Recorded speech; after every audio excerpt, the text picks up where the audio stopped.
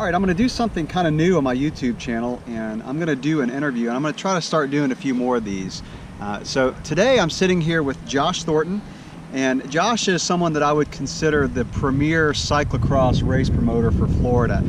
He certainly puts on the most number of race weekends. I think you're doing 6 race weekends. 6 weekends this season, and he definitely puts on the best courses. And I'll maybe show a little panorama of the course that he set up for today. So we're down in Ocala today for this race weekend. So Josh, to get to know you real quick, give me just in a minute summary your background with cycling. Well, cycling is something I started at 10 years old, just BMX racing.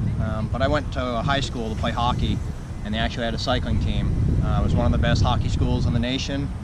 Sat the bench and started cycling that year and won the New England Championships as a freshman. So it kind of set the stage of which direction I wanted to go, either sitting the bench and playing hockey, getting my butt kicked, or you know, top step of the podium. Made this an easy decision for me. And once I kind of made that switch mentally going into 10th grade, it was I did not stop. And I was on the national team by the time I was 17 and 18 years old. So that was a big goal for me, and a huge advancement through high school. It was a fun time. Awesome. So what got you interested in cyclocross? Cross is kind of it's that weird little sister of cycling, I guess you could say. End of our first season, my friend and I, best friend, it was starting to get cold in New England, and we looked at our coach and just said, hey, what do we do now? And he said, you're going to try cyclocross. And we went out and did our first race, and crashed a million times and didn't know what was going on, and I was already New England champion at that point, and something about it got me as far as just the style of the course, the style of the effort. And funny thing is, before that race, I thought I was such a great bike rider. And by the time at the end of the race, it was kind of like, oh my God, I can't let this beat me. So that was the big lure to me of, you know, you're riding around in a park, it seems so easy, but it was so hard. And that's really what got me hooked to it. Awesome. Awesome. So now you're into putting on races, and like I said, this is your you're going to do 6 weekends this year. It's a lot of work. What makes you want to put on a cyclocross race? Some mornings I'm not quite sure, but no, this is I've been racing my bike for close to 25 years now. Been doing cyclocross for close to 20 plus years. Wow. It's something I wanted my boys to be able to see what I grew up doing, or at least a similar version to it, and I wanted to be able to bring what I believe cyclocross is to Florida, and that's why we started this 3 years ago. So what's been the most challenging thing about putting on these races? Our joke always is getting enough people to come, but I think we're slowly growing. But no, it's we've been pretty beneficial with some good people, good sponsors, and we have some good little crew of volunteers to come out here and help us. So that's helped quite a bit. But, yeah. So what do you think has been the most rewarding thing for all this work? I love seeing people just enjoy themselves, enjoy the challenge. I really like seeing and people not really noticing the fact that they're becoming better bike racers and bike riders simply through doing these races and challenging themselves. I really like seeing the fact that their skill level comes up, almost without them truly knowing it, you know, because a couple months of war races go by, and you'll notice some big changes in the way you ride and the way you feel on the bike. That's very beneficial to me. I like seeing that. Absolutely. So cyclocross courses, you know, a lot of different features, working with the terrain. What kind of goes through your head when you're putting together a cyclocross race course? Make them suffer.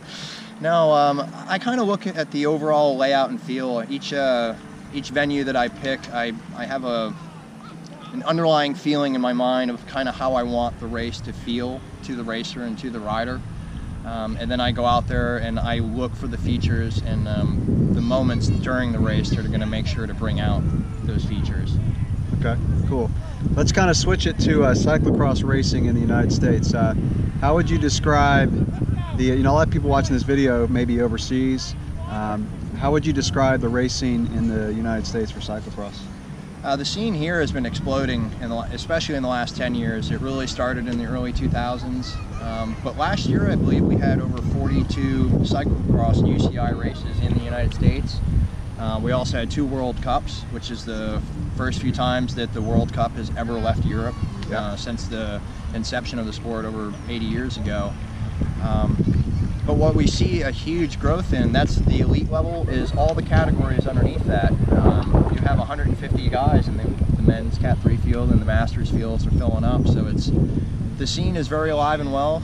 And as you can see here, like when you do a pan shot, you can see that you can watch the whole race. You know, a lot of people go to a road race and it's very tough to see the whole course. You know, the riders come by at 30 miles an hour and they're only passing you for 2-3 seconds. But here you can stand in one spot and cheer, you know, your family and friends on and see them pass you every 7 minutes, multiple times. So that's it's a huge benefit for the spectators.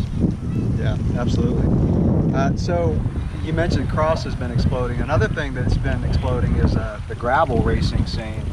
You know, just in the last 3 or 4 years, gravel riding and racing has just gone off the charts as far as growth.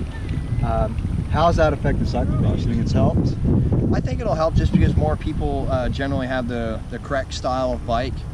We always encourage people to come out on their mountain bikes and, you know, give it a try and do 4 or 5 races. And then when you see the need to get a cross bike, to get one. I think the gravel grinder community, there's a cross between a lot of them want to do like the road miles, so to speak, and the road distance. But I think it'll definitely be beneficial to cross in the long run because those guys already have the right equipment to come out here and do these races. Yeah.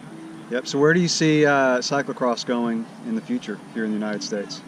I think it's going to continue to grow. It's the most spectator-friendly form of cycling that we have, even more so than criterium races. So as far as you know, in the future, big sponsors go, it's the smartest thing for these big sponsors to come in because there's the most amount of people viewing their stuff. And as you can see, the atmosphere, it's not like the road scene, and it's a little bit more family knit than even what I've seen in the mountain bike scene. So I really like the crowd that comes to a cross race. I think is really going to be the most beneficial thing, and it is about having fun. You got everyone from the serious guys that they're serious when they're on the course, and they're hanging out, shaking hands in the parking lot afterwards. So it's really neat to see that. It's not as mean as some other forms of cycling, so to speak. The parking lot can be a little rough. I hear you. Yeah, absolutely, absolutely. So, you know, we're in Florida, and a lot of people may kind of scratch their heads and think, oh, cyclocross racing in Florida. How do the courses you've ridden and even set up in Florida compare to ones that you've ridden in New England and other parts of the country? They're just as challenging. I mean, New England and the Northwest have their own, the mud in the ground. They have a completely different feel.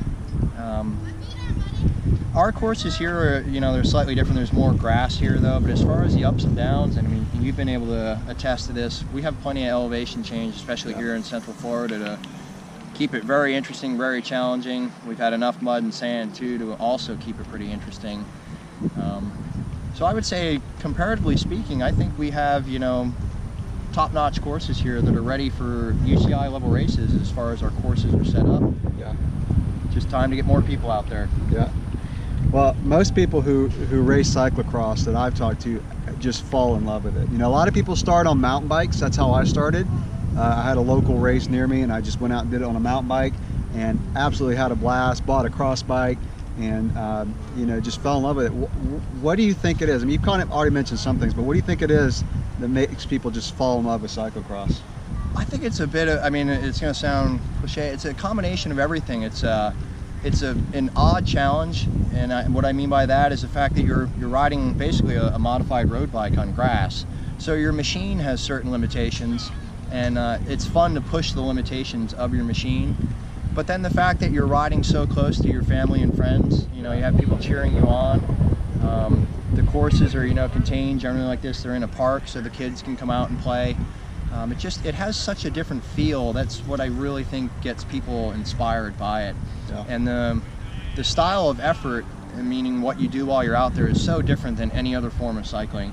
It's incredibly intense, but it provides such a good workout in such a short amount of time. I mean, 30 to 45 minutes, most people, a road rider would scoff at that and say that's such a short amount of time, but you do 2 laps and your tongue's dragging on the by start finish. So yeah, that's why I love it. You know, like I mentioned in one of my other videos, just the fact that I don't have to put in gobs amount of training. That's true. To race cyclocross. I can do my intervals during the week, and I'm pretty fit for the weekend. So Yeah, definitely from someone who's busy, that's what I love about it. And I coach quite a few people that I always, this is kind of borrowing from Chris Carmichael, the time crunched athlete, but most people are pretty crunched for time. Yeah. And you can really do some phenomenal stuff in cross with 10 hours and less, right around, I'd say 7 to 12 hours is a good little window. And if you translate that over to even mountain biking or the roadside, I mean, that's almost like your bare minimum if you actually want to try to compete and actually finish the races. So, and here it's you have such more of an intense effort too that you really can't go for 3-4 hours anyway and doing those extended rides. Right. Last question for you. A lot of people watching this video may be interested in cyclocross but are intimidated to do it. What would you say to those people who are on the brink, thinking about doing it, but just a little intimidated to get into it? I definitely know it's pretty intimidating. It's fun to come out and check out your first race. Bring your mountain bike, bring your bike, come ride the course. A lot of people will talk it up at home and tell you how hard it is, but it's like once you're out here and kind of see it, and you see 10-year-old juniors riding, a course in front of you, a lot of times that's pretty inspiring to people to at least try it. And the women and the juniors are out there right now. Some guys like to see the women go out there and race, and it's like, okay, I can do this. It's just, I don't know, it's something that you've got to stick with and come out and see. Once you see it, it always seems to change people's minds once they're out here at first. Yeah. So.